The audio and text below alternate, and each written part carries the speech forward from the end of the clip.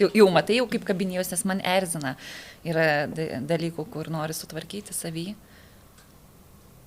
Na, aišku, pažiūrė 30 metę, kokia buvau ten vaikų vaiks, suprant, su to veideliu tokiu. Taip, taip. Ir dabar toks odos Žinai, ką aš labiausiai galvoju, kaip aš prieš kelis metus galėjau nešioti XS rūbus. Tu juokauji. XS rūbus. Ir galvoju, aš prieš jaučiuosi, kelis metus netgi? Taip, aš kai atsikėliau į Klaipėdą, aš nešiau XS. Tai čia nelabai keli metai. Jau čia praėjo kiek, 8? Kiek metų? 8, bet pirmus tuos visus metus, prieš kokius gal 2 metus, visus išmečiau XS su savo rūbus, jau kur Nes visiškai... matai, po skyrybų, tai faktas, kad tu esi labai, žinai, sukūdus nuo tų stresų visų ir naujo to etapo. Tapu iš gero gyvenimo ir šiaip, Taip, ten sako, pažiūrėk į pasą. Medžiagų apykaita nebe taip dirba. Taip, tai va. Tai gerai, tai Jotvilė, pradėkim savo podcastą. Kad jau sugalvojom žodis po žodžio. Draugės sutikimas virto, man atrodo, kažkokiu projektu. Būsimų fainų projektėlių. Kuris turėtų prasmę, norėtųsi, ar ne?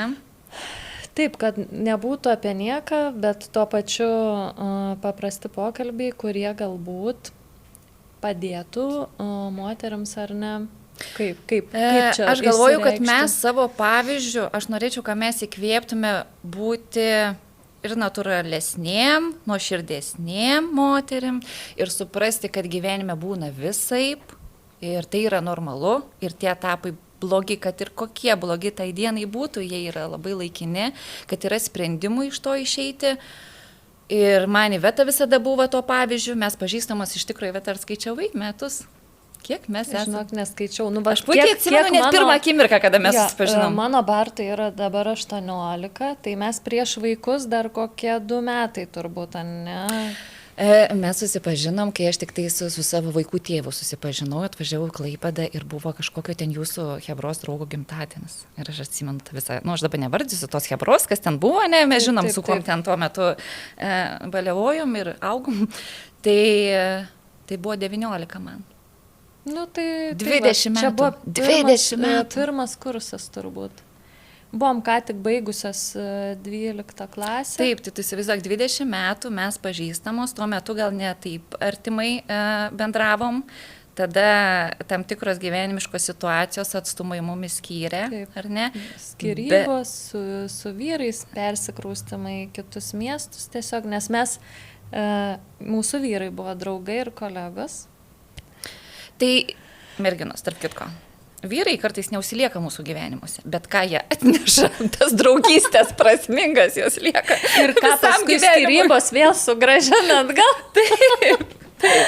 Taip. Tai mes vieną kitą atradusios jau taip, kiek tų metų tu Klaipėdoj esi atvykusi. Na, aš galvoju, ar 8 ar 9 metai. Aš kažkur nuo 17 ar 18 metų turbūt... gerai, ne nuo 17 metais švenčiau savo 30 gimtadienį ir prisimenu, mano tas gimtadienis buvo tragiškas, aš turėjau staigmeną, man darė draugė staigmeną ir aš visą naktį buvau nemiegojusi, prisigėrusi raminamųjų, nes tai jau buvo mano baisusis gyvenimo laikotarpis.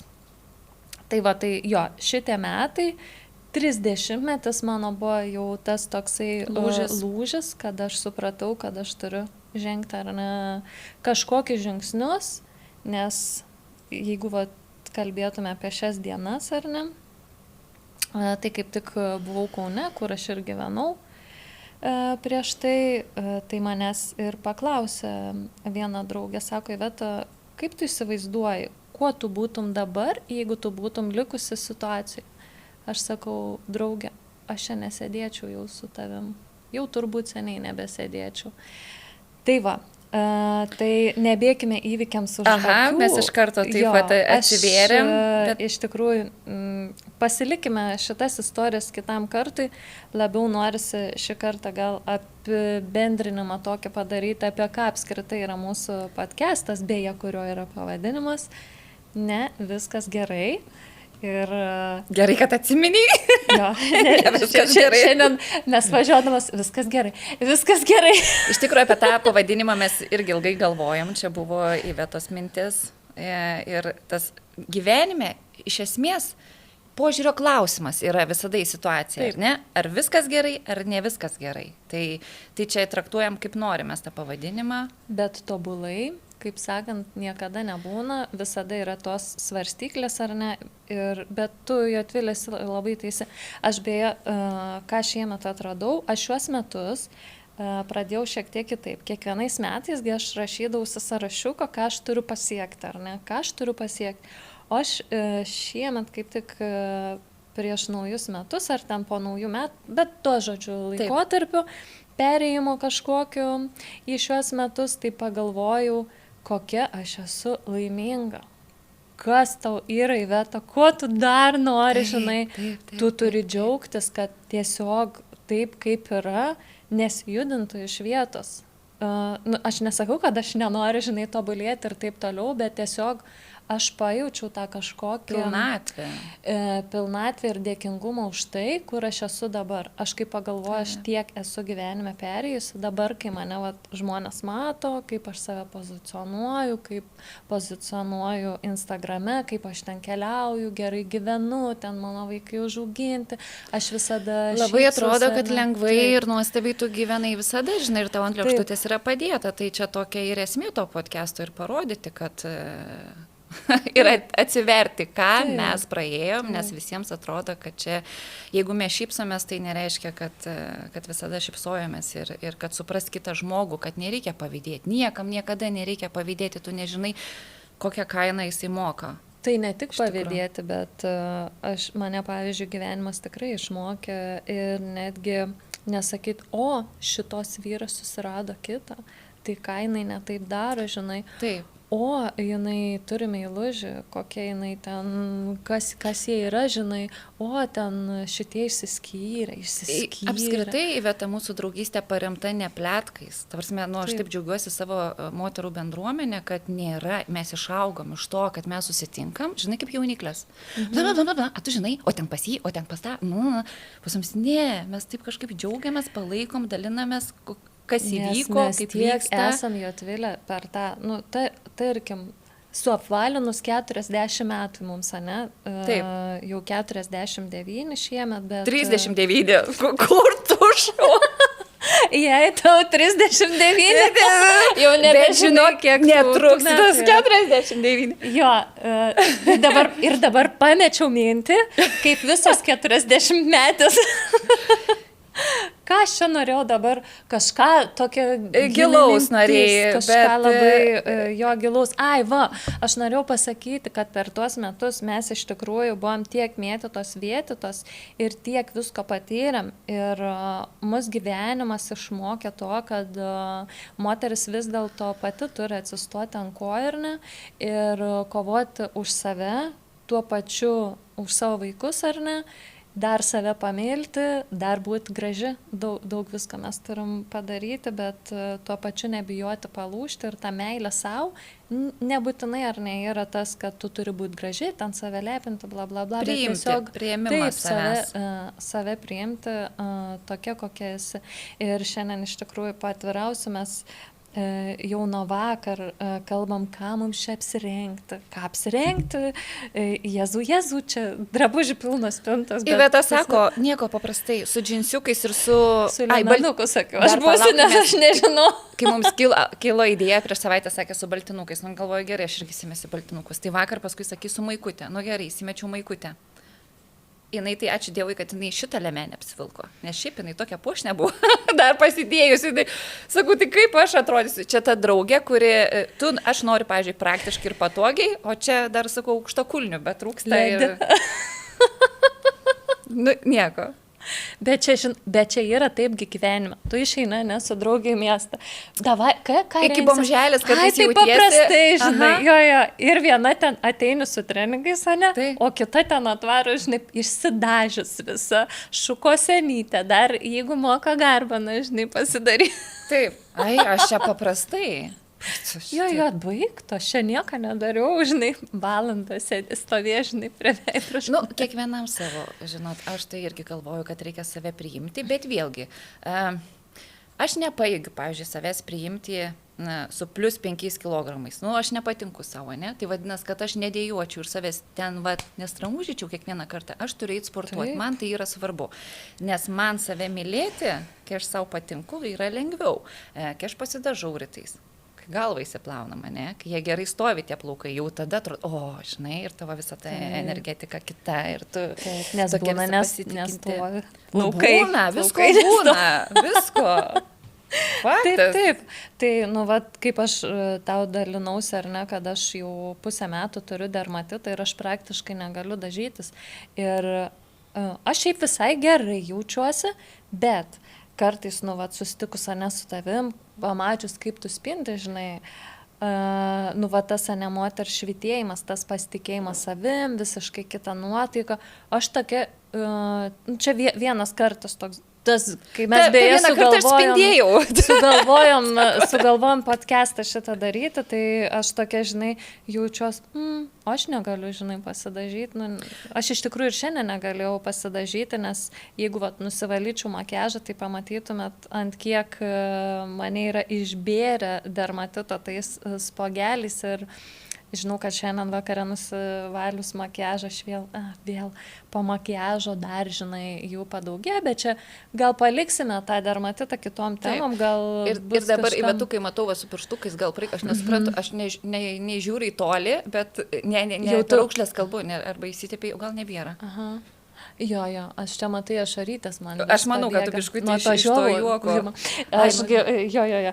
Ir dar šiandien rytas prasidėjo nuo to, kad aš iš vis žadėjau atšaukti podcast'o filmavimą, nes aš esu naktis be miego. Ir ką mes žvengiame, kodėl be miego. Nes apsipikau su savo vyriškiu. Vyriškiu. Sugyventiniu. Sugyventiniu. Negali taip sakyti, ne. Linkėjimai tau. Ne. Žodžiu, turėjom tokią diskusiją, mes turim tokių temų, žodžiu, dar neiškalbėtų ir jau čia prasidėjo mūsų tas pokalbis, taip jis atėjo vėliau ir kažkaip visą dieną mus iš tikrųjų trigerino situacija, kuri peraugo eilinį kartą į visą apskritai santykių aiškinimąsi. Nu, čia moteris tikrai žino, ką tai reiškia, kai prisimeni visas nuoskaudas ir visos tos temos, žodžiu, susideda ir vieną. Nu, ir mes ten vystėm ir aš užvedžiau tokį monologą, nu galvoju, aš dabar jau tau, žinai, viską pasakysiu. Ir žiūriu, jisai miega. O aišku, Iveta nervavos visą naktį, bet aš kaip draugė pasakysiu, gal tai nervai būtų mažesnė arba situacija ramesnė, jeigu ne PMS-as.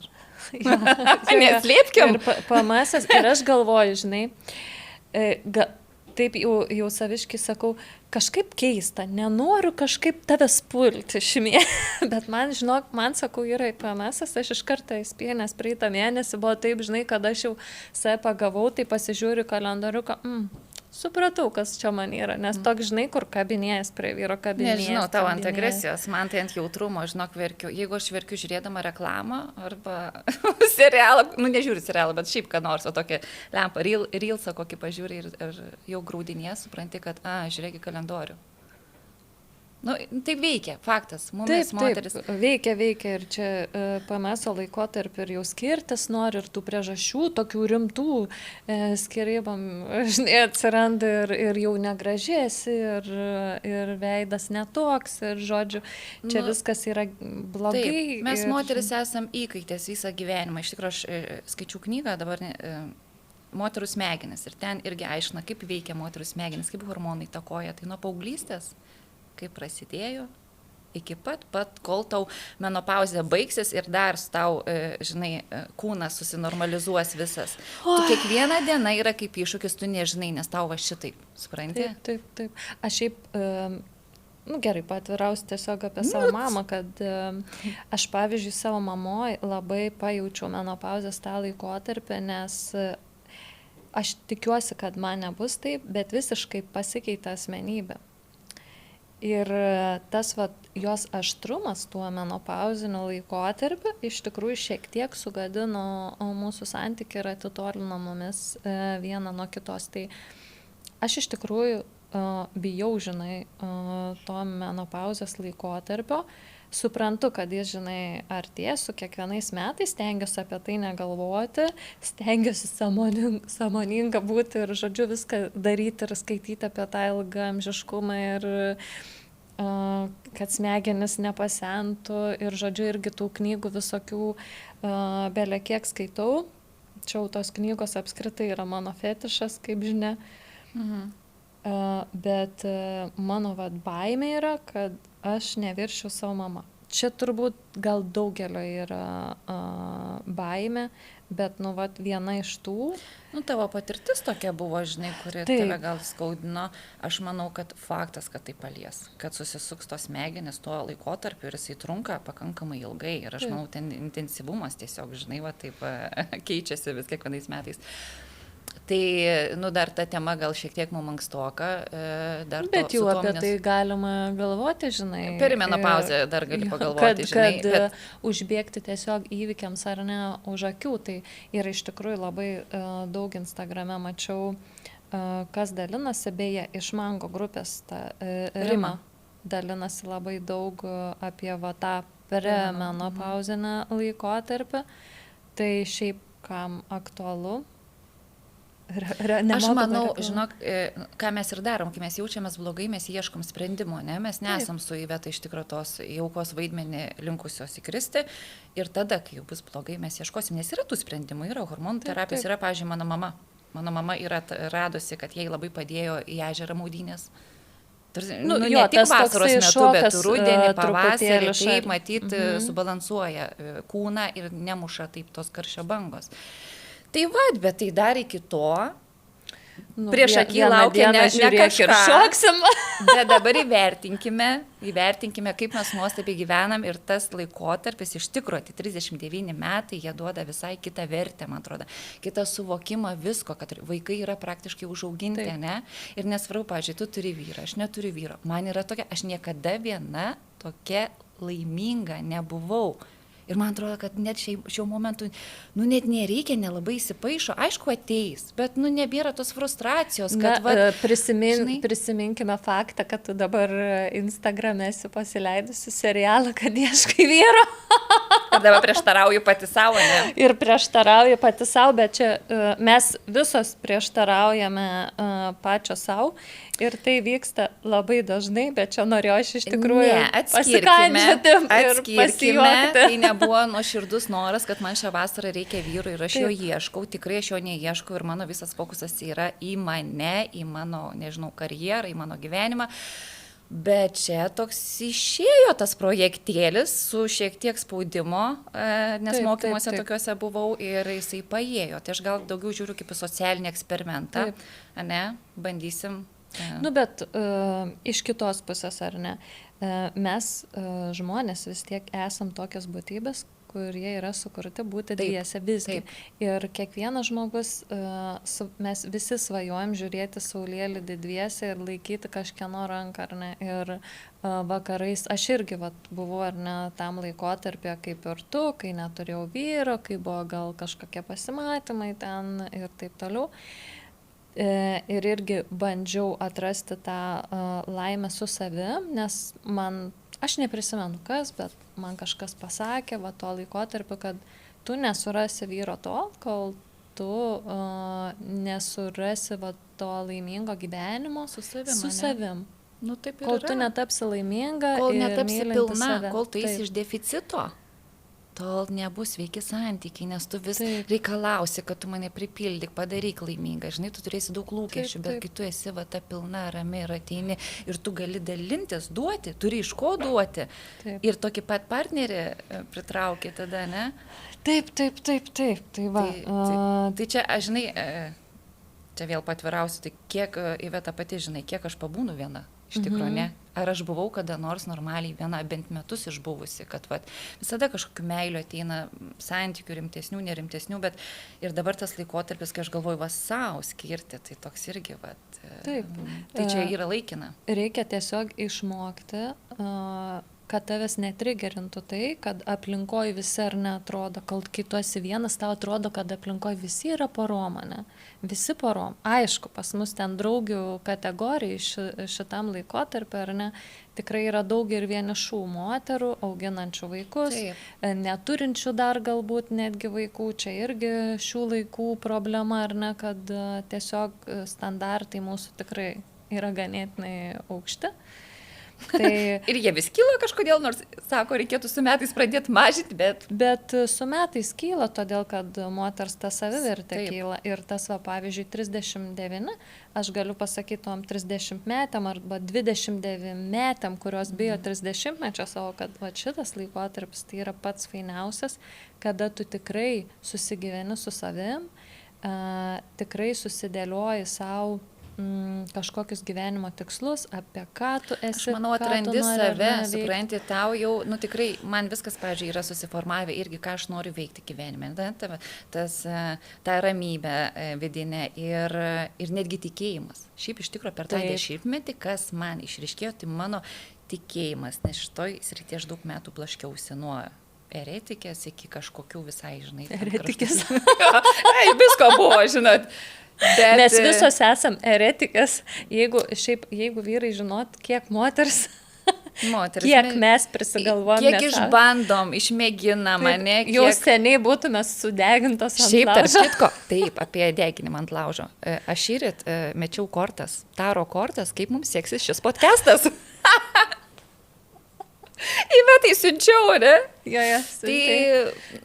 Bet aš vėl turiu savo požiūrį, gal šiandien apie tai nekalbėsiu, kaip tos kortos veikia ir kaip ta energija nuskaitoma, bet tas ir faina, kad tu supranti, kaip veikia tas gyvenimas. Taip, tokie, ne, kažkaip, kaip mes patys programas paleidžiam, kaip mes pritraukiam tai, ne? Bet šiaip apskritai, ne, mūsų tie visi dalykai, tas atėjimas į tikėjimą, kur mane, pavyzdžiui, kiekvieną rytą mano prosenelė mokindavo dėkoti angelams, melstis ir taip toliau. Ir aš darydavau dėl to, kad jinai liepdavo, paskui atėjo laikotarpis, kada aš galvoju, kas čia per nesąmonė. Ir kaip ir mano vaikai, labai kritikavau tą tikėjimą ir galvoju, čia yra nesąmonė, šito gyvenime nereikia, tu kovoji iš save ir kam čia melstis. Bet dėja. Tas, kad aš niekada vėlgi sugrįžo ir bumtelėjo kitų galų ir Iveta dabar bent jau padėka už tai, kas įvyko per dieną. Kiekvieną vakarą iš tikrųjų aš ir rytą tą darau.